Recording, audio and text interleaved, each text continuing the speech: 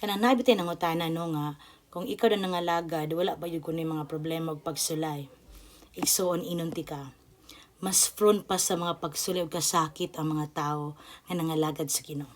Especially na no kung bag-o pabitaw ka nga din nakita sa kaaway sa Ginoo nga nitikang nakang magbag-o, nitikang nakang mga lagad, nitikang nakang mutabang sa uban nako.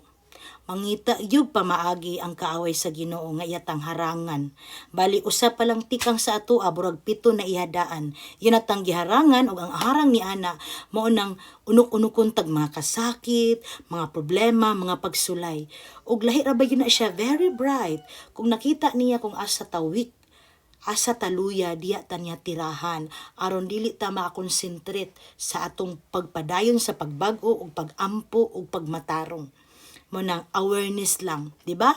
Katong mga tao nga baby pa kailang pagtuo nga wala kasabot, mingon din na sila nga ay kung tinuod pa nga naay Ginoo nganong gisulay man ka, nganong daghan man kang mga problema, may pa kung walay ampo-ampo, walay simba-simba, wala nangalagad, okay ra kong life.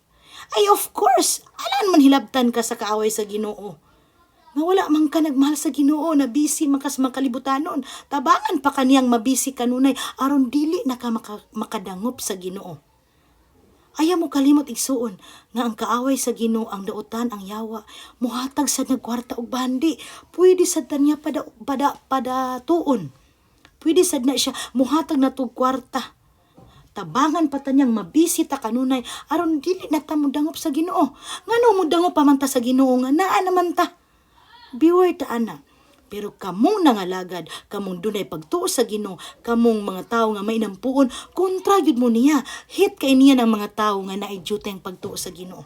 Ug maningkamot kina siya nga iya ng bitang walaon ang imong gana, kanang mga discouragement, kanang mga kaluya, iyahan na. Pero igsuon kung maabot na sa imong kinabuhi, padayon lang. Kay naay sukaranan, naay kinutuban, asa kutob ta niya sulayon. Ug siya gitugutan man sa Ginoo.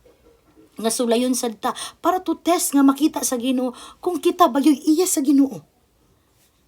Panamini ang kaagi ni Job nga ang yawa na nanghid sa Ginoo nga sulayan si Job ingon ana rasad ta igsuon. Kung ikaw karon ingon ka naunsa naman akong kinabuhi instead nga nagampo ko, instead nga ngalagad ko, daghan kay mga pagsulay. Ug kanang pagsulay ra ba? Grabe, pwede gamiton atong bana, atong mga anak, atong pamilya, atong silingan, atong trabaho, kwarta, pangandig uban pa. Nagkalinlain lang kung asa tahuyang diya tanya tirahan. Pero igsuon laban lang. Kay ang sikreto ana nga ato siyang mapaggang maura ang pagampo nga di ta mohunong. Every time nga sulayon ka, be happy. Ayaw po kung negative, positive. Ipakita sa dautan nga gisulay ka ni katawo pagyapon ka. Diha nga bahin. Makapahinay na sayang gahom igsuon. Unang laban lang. Kung gisulay ka man karon, timaan na nga ang yawa wala nalipay nimo. Kay kanunay na kang nagsampit sa Ginoo, padayon lang maabot ang panon, mapuypuy ug mapalong ra na iyang pagsulay diha kanimo. Amen.